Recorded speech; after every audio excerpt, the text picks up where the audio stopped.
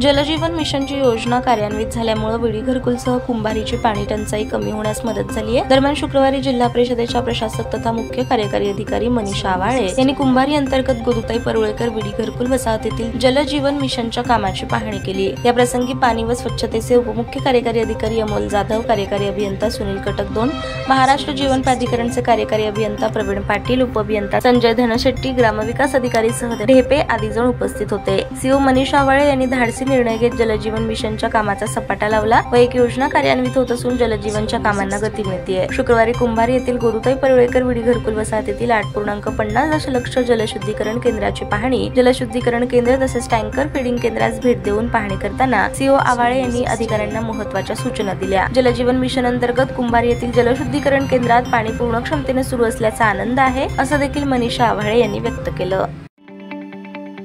ताज्या बातम्या पाहण्यासाठी प्राईम महाराष्ट्र न्यूज चॅनलला सबस्क्राईब करा।